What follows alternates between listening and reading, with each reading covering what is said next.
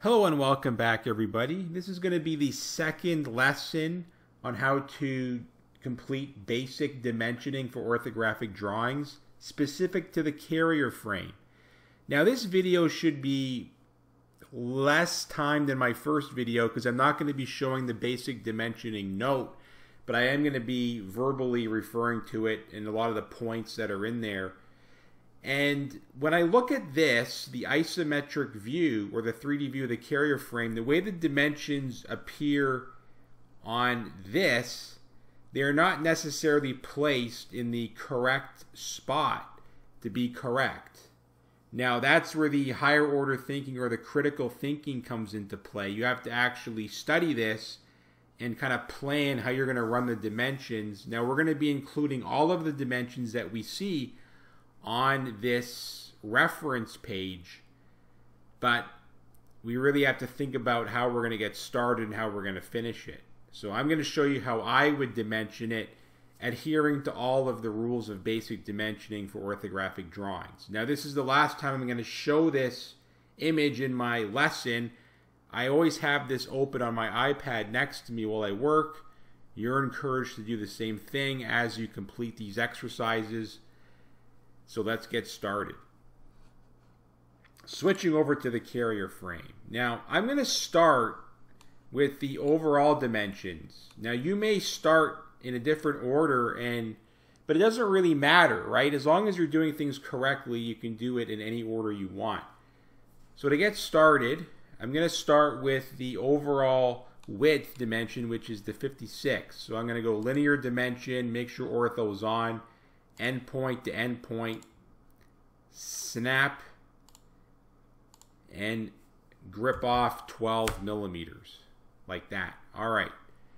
Next up, I'm going to do the overall length. I could put this dimension on the front view or the top view, but I think I'm going to go with the top view. I'm going to keep it on the outside of the top view, like I kept the 56 on the outside of the right side view. So I'm going to place this dimension here. Now your results might be slightly different than mine, but again, that's okay if things are done correctly. But things will probably mostly end up looking like mine, I'm going to assume. For example, this 56 dimension, it doesn't have to end up here. It could go on the top view on the left side, right? It's my preference to put it on this right side view. And again, either way will satisfy the rules of the basic dimensioning note on the hub. So there can be some minor differences to what you come up with to what I come up with. But when I say that, I say minor. Right? There isn't any room for major differences to be correct. So moving on, we're going to do the height dimension. So that is the 45.5. I'm going to place that dimension on the right side view on the outside of the view.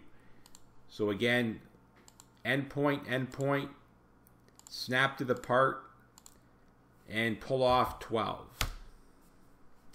All right, so I got the overalls done. What can I work on next? Well, I think I'm going to dimension the key in the radius. So that's this feature right here. Now, I can't do this in the right side view because it would break a rule. I can't dimension the hidden detail lines ever. So that leaves my top view or my front view.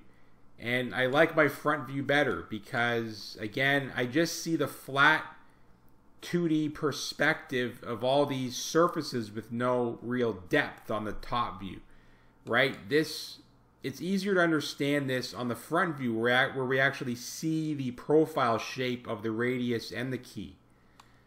So a linear dimension, I'm going to click the center line endpoint and the endpoint of the key. Now to snap this to the front view, to be able to use a grip to bring it out 12 is difficult because you can see it wants to jump to this 23 vertical dimension. So what I can do is just save myself a headache and just while I have this dimension up in the air before I click it, I'll just come over to the 56 and click the endpoint on that arrowhead leader, and I'm done. I've got it locked in 12 millimeters away perfectly. So remember this. This is a trick I showed you in the reversing washers drawing, I think it was, while using existing dimensions as reference points to help you snap other dimensions in line. So here we have it. There's our key. Done. So next up is our radius.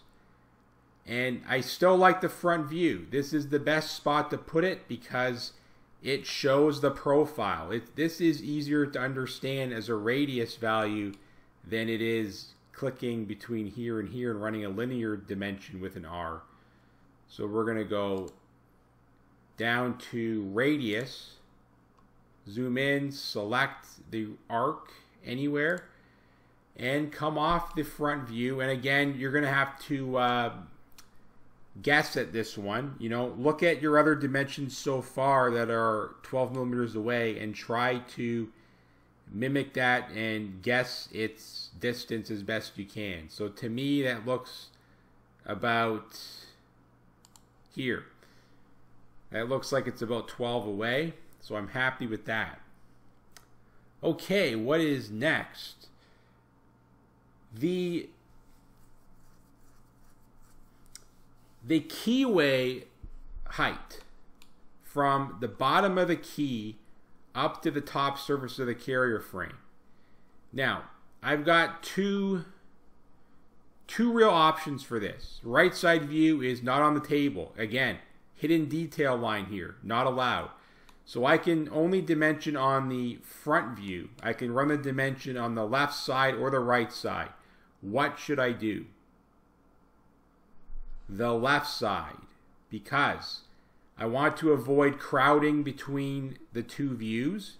This is another rule from basic dimensioning for orthographic drawings. I can dimension between views. It's allowed, but I try to avoid it when I can, and I don't have a good excuse to run it on the inside between the front and the right, because it would dimension the exact same on the left. So I got to keep the dimension to the left outside the view. So we're going to go back up. We're going to hit linear.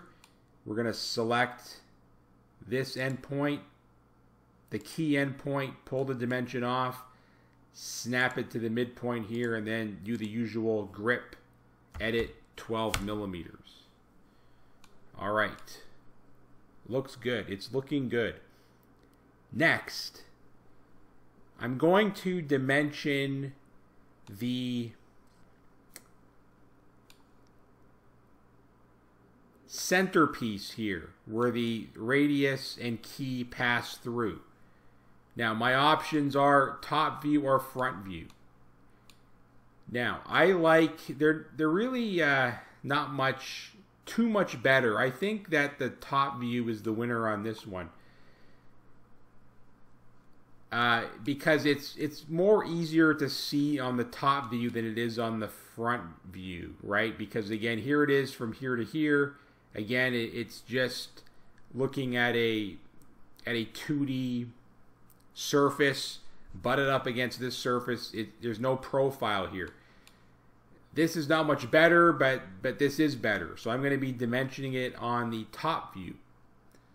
So endpoint, click to the edge of the part, grab the 64 and come off 12. Okay.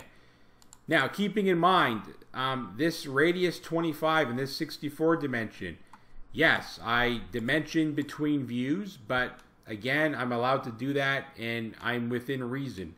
This is the best spot to show that radius 25. I've got no room to place this 64 dimension on the outside because the overall length is here. And again, I have no room on the front view either, even though I didn't want to do it on the front view. So we got to have some dimensions on the inside sometimes, right? We just don't have the space all the time in our luxury, right? This takes up a large portion of our title block.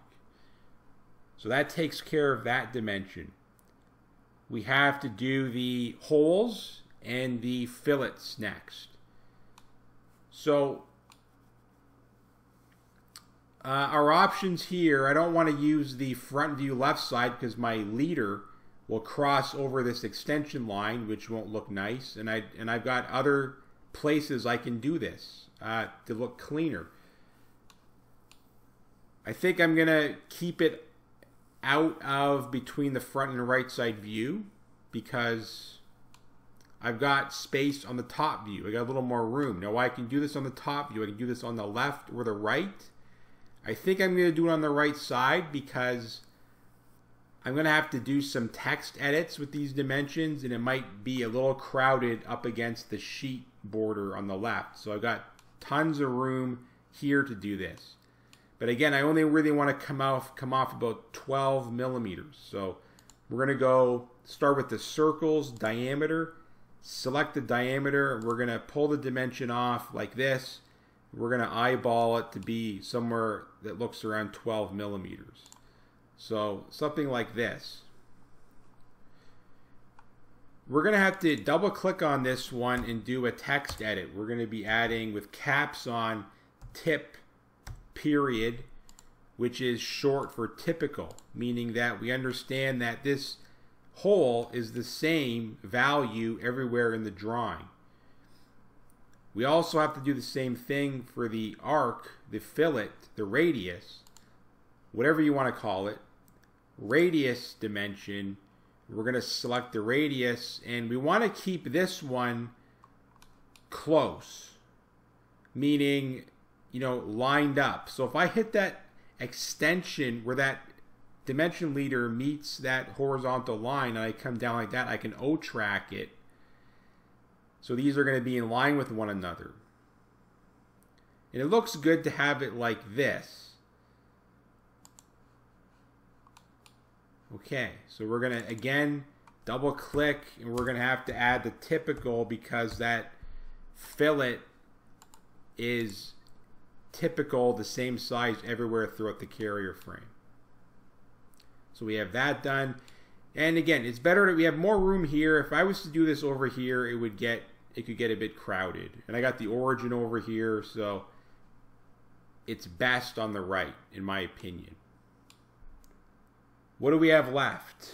I'm just taking a look at my device here. Okay, the spacing between the front of the base and the front surface of the cube on top of the frame needs to be shown. It's impossible to show it on the front view. We have to show it top or right side view. I'm going with the right side view because we can see that profile here on the right. It's easier to understand that dimension on the right side view. So we're going to go linear dimension, endpoint to endpoint, snap to the part, grab it at 7.5 and come up 12. All right. What is left? I think I just have one dimension to go here, and that is the thickness of the base and the vertical flange at the back that connects or is a part of that cube. So this one presents debate, right? I can put that dimension here or here or here, here, here, or here, right? Because it's typical, I have many options. I only need to show it once because I'm going to be adding the typical on the end. So, in my opinion, I'm going to show it on the right side view coming off the right side base right here. So it's going to land somewhere around here. And someone might say, well, why would you put it there? Because you have plenty of other spots where it can go, and it's not going to go between two views. Well, like we've talked about, you can put dimensions between views. You just have to have a very good excuse. My excuse is the base is not connected with any other object geometry in this view. It is connected with other object geometry in every other spot on this drawing except here. So this is what makes it attractive to put the dimension here, and we've talked about this in the orthographic drawing dimensioning note. Place dimensions where a profile view is evident. And here it is. So we're going to grab linear, we're going to do this. This dimension can be a bit tricky. So we're going to drop it right there, right on the part. We're going to double click it, and we're going to add the tip. Then we're going to pick it, and we're going to grab it at the node on the 10 tip, not on the arrowheads. So grab it here, come off 12.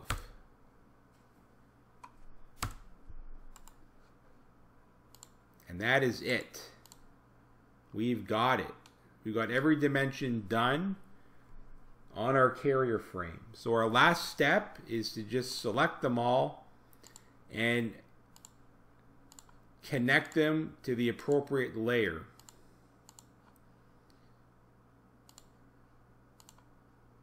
Go up to dimensions in layer manager, hit dimensions, change their color and line weight so they will not plot and be the same line thickness as layer 0, which is the darkest, which represents the physical part to be manufactured.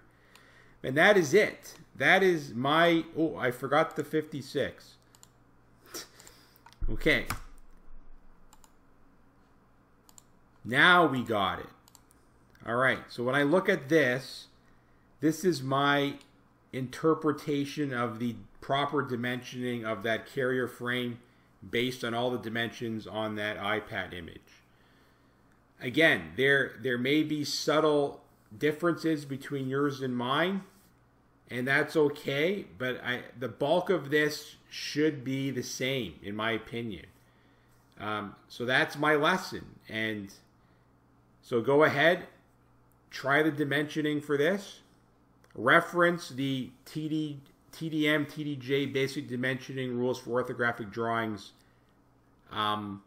note as you do this, and you should never go wrong.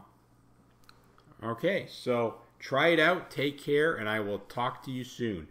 Next lesson, we're going to take a look at the column support, which is the third and final drawing in our dimensioning creation of orthographic drawings.